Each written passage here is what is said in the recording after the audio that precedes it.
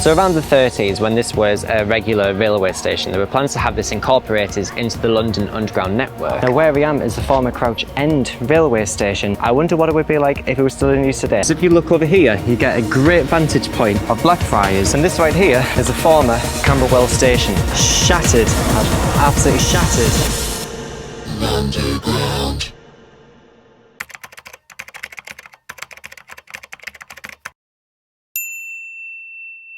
I'm here at New Barnet.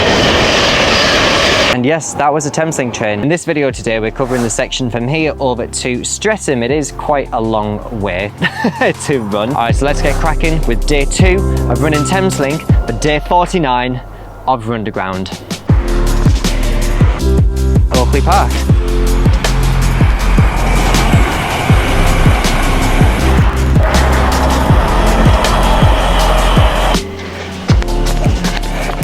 .15 kilometers here at New Southgate. Let's keep it going.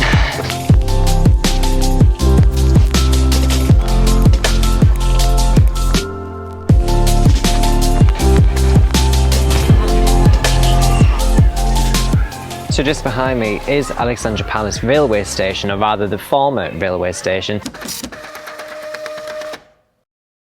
This has been disused since the 50s. You know, there were actually plans back in the day to have this as part of the Northern Line, as part of the Northern Heights plan. So around the 30s, when this was a regular railway station, there were plans to have this incorporated into the London Underground network, as well as the line from Mill Hill East over to Edgware. Prior to the line's electrification, they were powered by steam locomotives, and the lines were electrified up to as far as Mill Hill East and High Barnet on the Northern Line as we know it as today. However, what happened in the late 30s? World War II. Now, after World War II, finances were completely dissipated, and so the government at the time needed to find as much money as possible, and consequently that led to the closure of many railway lines at the time, as well as the cancellation of many projects such as the Northern Heights. Now the line over from Mill Hill East over to Edgware, what could have been a part of the Northern Line, is now disused. You know, I sometimes think about what it would be like if Alexandra Palace was actually implemented into the Underground as we know it as today. It would be so convenient, because if you've ever been here before, you know that the hill getting up here, such a pain. There are potential plans to have it as part of Crossrail 2 in the future, whenever that is, or should it ever happen. Now the branch line from Finsbury Park over to Alexandra Palace via Highgate has been largely dismantled. I say largely, I mean it's disused. It's disused, and most of it does form what's known as a Parkland Walk from Finsbury Park over to Alexandra Palace. Now where I am is the former Crouch End railway station, which again, I wonder what it would be like if it was still in use today. I imagine it would be super popular. Now at this point we're going to follow the Parkland Walk for a little bit, and then we're going to veer off before we intercept Finsbury Park.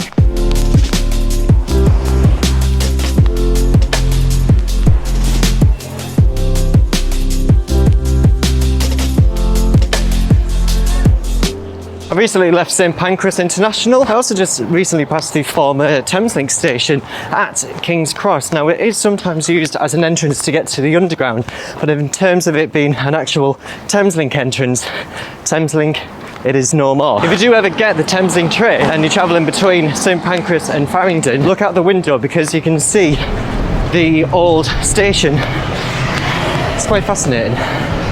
2.22 kilometers, we're here at Farringdon Station. There's a few things about Farringdon which I'm going to talk about right now. That section from Farringdon over to Moorgate was part of the widened lines project back in the day. Thameslink actually used to terminate over at Moorgate.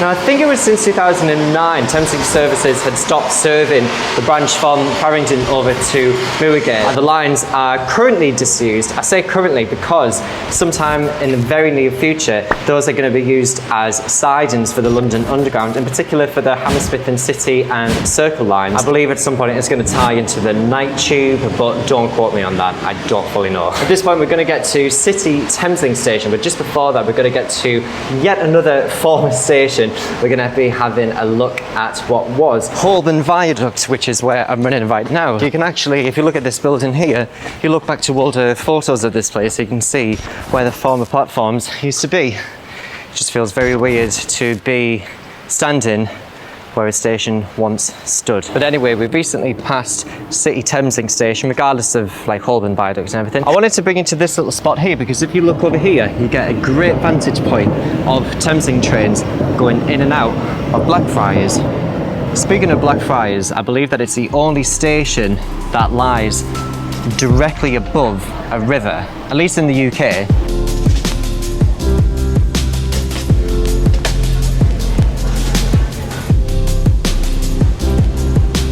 Beautiful, so we're at London Bridge Station. Now we're dropping down to Elephant and Castle. We're passing the same route as what we did when doing the Northern Line, going past Borough Station.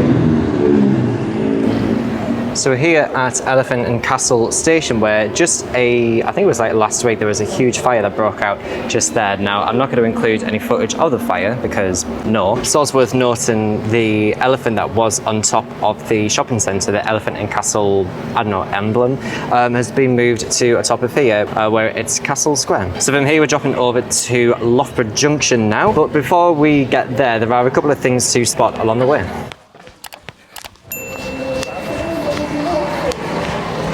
We're just passing Burgess Park, site of yet another park run. Super flat this one, one of the flattest in London. It's really, yeah, it's fast. And this right here is a former Camberwell Station. Now, Camberwell Station has been closed to passengers since 1916 and closed to all traffic in 1964. There have been recent calls to reopen this station, however that wouldn't happen until about like 2027, maybe even later. It has been earmarked to reopen as Camberwell is currently poorly served by rail services. The only two nearest stations would be Elephant and Castle or Loughborough Junction. The distance between those two stations is actually quite remarkable, and I definitely noticed that while running between them. But it is definitely needed for Camberwell to have its station reopened. There are always two things that boil down to a station reopening, and that is money and also feasibility. There was a moment in time where TfL were looking into the BLACKFRIARS line extension. They were looking at two routes, one of which was to go via Old Kent Road, but the other was to go via Camberwell and Peckham. Alright, so at this point we're going to keep it following this way and then we'll soon get to Loughborough Junction. So you've got the former platforms at Loughborough Junction that used to go towards Denmark Hill and Peckham Rise. The next station now, I don't know what station's next. I think is it Tulse Hill? I have no idea. Whatever station's next, we're going there.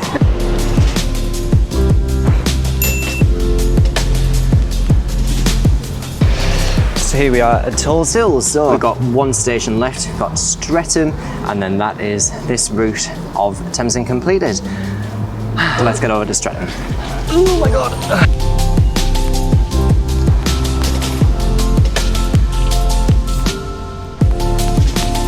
So we've got about 300 metres remaining until we get to the end. Yes! There we go, see Streatham Station. Even though I've got like the Streatham Station right in front of me, I'd rather see the station building. So I'm going to go up these stairs here, and then that'll bring us pretty much in front of the station building. Let's stop the watch. Fabulous. Shattered. I'm absolutely shattered.